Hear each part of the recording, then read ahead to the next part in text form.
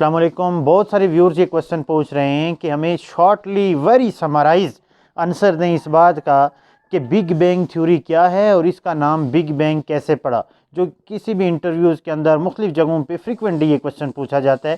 تو summarize answer اس کا غور سے سنیے کہ بگ بینگ تھیوری کیا ہے.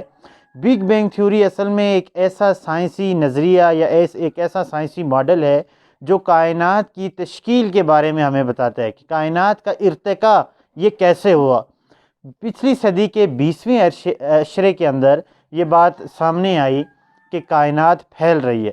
اسی چیز کو بنیاد بناتے ہوئے جارج لیمارتھرے نے 1927 کے اندر ایک نظریہ پیش کیا اور اس نے کہا کہ چونکہ کائنات پھیل رہی ہے لہٰذا اگر ہم پیچھے جاتے جائیں تو ضرور کائنات کسی ایک چھوٹے سے ذرے سے جو ہے وہ ایک اتنی بڑی بنی ہے. یعنی دوسرے لفظوں میں اگر ہم وقت میں پیچھے کی طرف دیکھتے جائیں، وقت کو منیمائز کر کے پیچھے جاتے جائیں تو پھر ہمیں محسوس ہوگا کہ زمین میں یہ جو ہمارے سامنے کائنات ہے یہ سکڑ کے ایک چھوٹا سا ذرہ بن جائے گا. اس کی مزید تشریح اس طرح کی جاتی ہے کہ اگر ہم پچھلے وقت کے اندر جاتے جائیں تو کائنات سکڑتی جائے گی اور ایک وقت ایسا آ جائے گا کہ جب یہی کائنات ایک چھوٹے سے ایٹم میں جتنی ہو جائے گی اور اس ایٹم کے اندر جتنی انرجی اور میٹر ہے یہی اصل میں وہ کائنات ہے جہاں سے یہ کائنات شروع ہوئی ہے.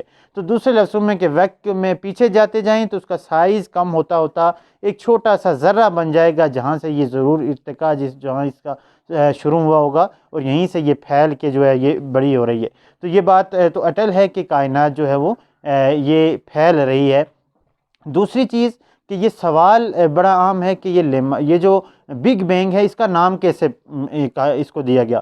تو یہ جارج لیمارتھرے نے جب اس تھیوری کو پیش کیا تو بہت سارے سائنسدان اس کے اوپر بہت زیادہ کرٹیسائز کر رہے تھے، سوالات اٹھا رہے تھے. ان میں سے ایک جو سب سے ایسا سائنسدان تھا جو جارج لیمارتھرے کے بہت خلاف تھا، اس کا نام تھا فریڈ ہوائل.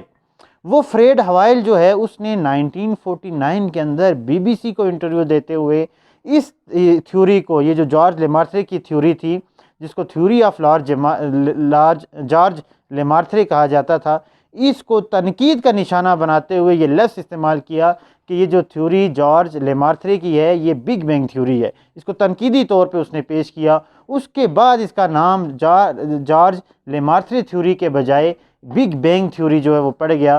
اور پھر اب جو ہے اس بگ بینگ تھیوری کے اوپر مزید جو ہے وہ ریسرچ جاری ہے کہ آیا اس کے اندر مزید کون سے عوامل ہیں کائنات کے حوالے سے. اور یہ بہت امپارٹنٹ بات یاد رکھنی ہے کہ کائنات چونکہ پھیل رہی ہے اور یہ جارج لیمارتھرے نے یہ کانسیپٹ دیا تھا کہ چونکہ کائنات پھیل رہی ہے لہٰذا اگر ہم پیچھے جاتے جائیں، وقت کو پیچھے لے کے پیچھے جاتے جائیں ایک وقت ایسا آئے گا کہ یہ کائنات سکڑتے ایک ایٹم جتنی ہو جائے گی. اس ایٹم کے اندر جو اس کی انرجی ہے اور جو اس کا میٹر ہے وہی اصل میں وہ کائنات ہے جہاں سے یہ کائنات ارتقاء پذیر ہوئی ہے اور یہ پھیل رہی ہے.